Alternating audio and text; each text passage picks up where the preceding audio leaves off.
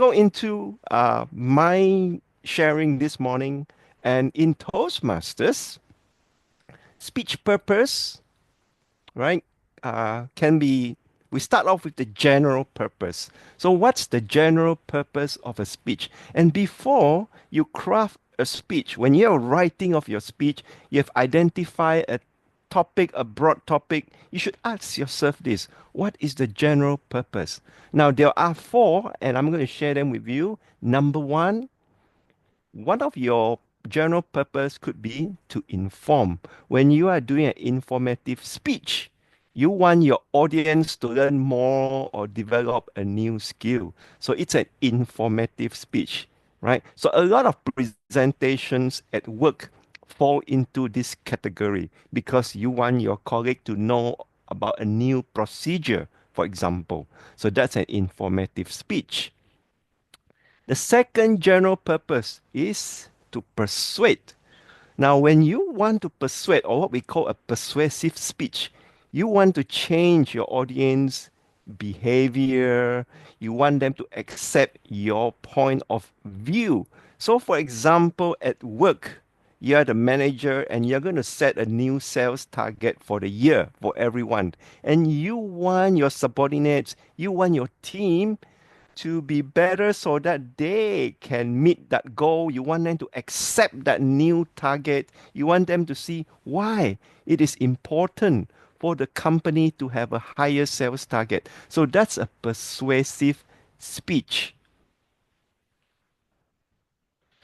Okay, so for example, other examples. Anyone want to share with me an examples of a persuasive speech? Anyone? Anyone? I'm sure you get it over the phone as well. Sometimes people call you. What do they do? Anyone here? What do they do? When salesmen call you over the phone, what are they trying to do?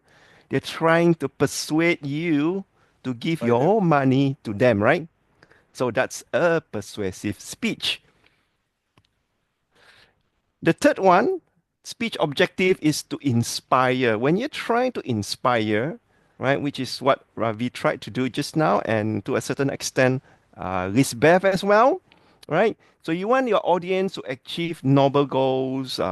You know what? You want them to uh, achieve some ideals, reach higher potential. And this type of speech normally involves some sort of emotion. It makes you feel good. It makes you feel, it could make you feel sad sometimes, all right? But whatever it is, it involves emotions. And this is also very powerful way to convey your message to the audience. However, in my opinion, something that I've done a long time is that to inspire is something difficult to do. And if you do it too often, it loses its impact. So it's not something that every day you go into your office and you try and talk and inspire. That after a while, if you do it every day, it loses its impact on your audience. So use it sparingly and use it wisely. The fourth general purpose of a speech is to amuse or to provide entertainment. One of the most common entertaining speech would be a humorous speech. Now, I'm sure in your area, in your club, in your division, you have heard about humorous speech contests. Those speeches are there to entertain you so that you feel good. You walk out of the room feeling happy, and that's what it is. So when you go to a cinema or you go to a stand-up comedy show, those are entertaining speeches. So, ladies and gentlemen, after the general purpose, we look into the second part of the speech purpose, which is the specific purpose. So, once you have identified your speech purpose, your general purpose, you go into the specific purpose. Now, here, when you craft your specific purpose, you word it from your audience viewpoint. All right. You have to be specific, especially the words that you use. It should be something that's attainable. So normally in a Toastmasters meeting, your speech very usually is 5 to 7 minutes, which is not a lot of time. Therefore, what you want your audience to achieve should be something very specific and achievable.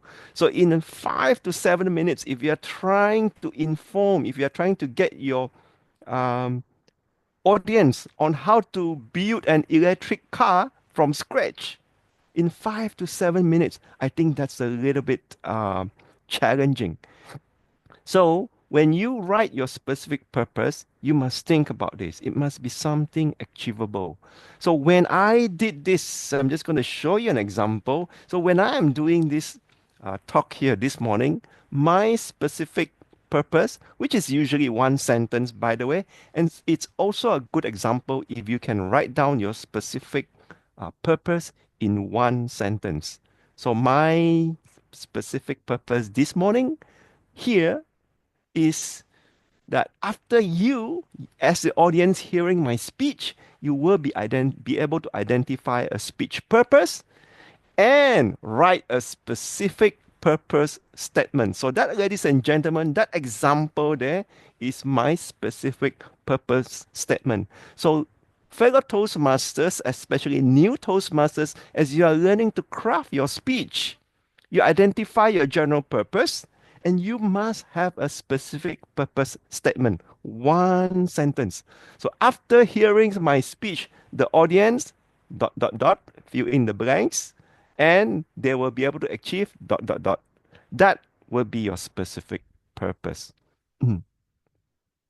So, uh, with that, those are the things that you ought to have as a when you're crafting your speech. Remember this very well. So, maybe some examples. So, Lisbeth, I'm not sure. Okay, so Lisbeth feel a little bit under pressure now because I've called her out, but that's okay. You know what I'm gonna do? Let's go back to your speech this morning. And what do you think your speech purpose was? The general purpose? General purpose. Okay, Yeah. maybe I just want to share with people Mm-hmm. uh how actually our dad is love us. Maybe my point of view will be different with others, but I just want to share them how I think my dad tough love is kind of my unconditional love. That Okay. So she's going to share a little bit of information about her dad. So number one, general purpose is to inform. Am I correct? And number yes, two, she probably wanted us to, appreciate our dads more. Am I correct?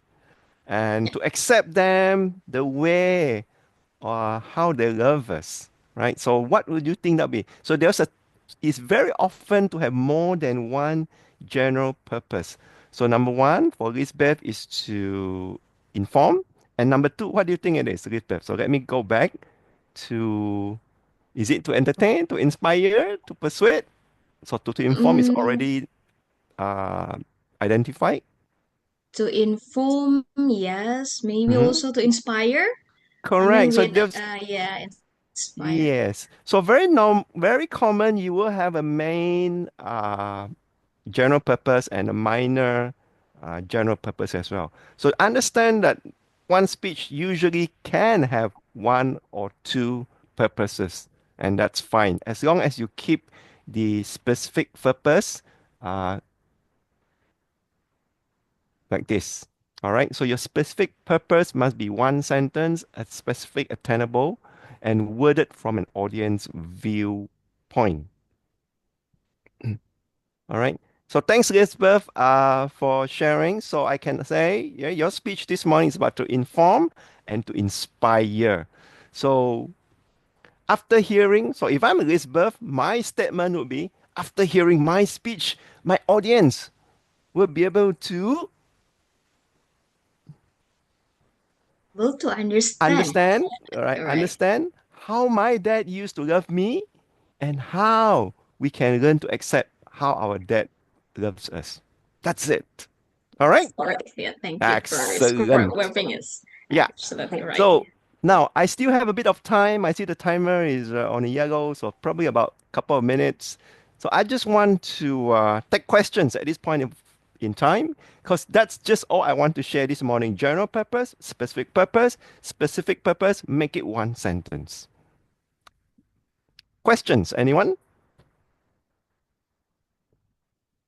One question because the timer has just turned red. Yeah, Loon, can Yes. I maybe help to ask questions? Maybe some people Hmm. wondering whether you can have two purposes in your speech, in one speech. Okay, so two purposes, I'm assuming general purposes or specific. Uh, General purposes. Yes, as we can see, Elizabeth one, she has two general purposes, which is number one, to inform, number two, a minor one, to inspire.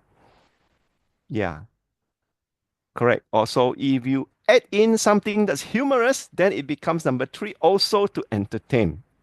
All right. But make sure you don't try to incorporate too much in the 5 to 7 minutes. Otherwise, it loses its effectiveness. Yeah. Always keep in mind your specific purpose. Keep it one sentence. All right. All right. Thanks, Ravindran. All right. Reminded me about Kota Kinabalu, hometown of Ravindran. I was there about a year ago. It was an awesome speech. Maybe I'm surprised.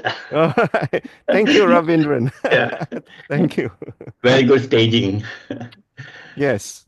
Everything I learned from Toastmasters, and I'm here to share.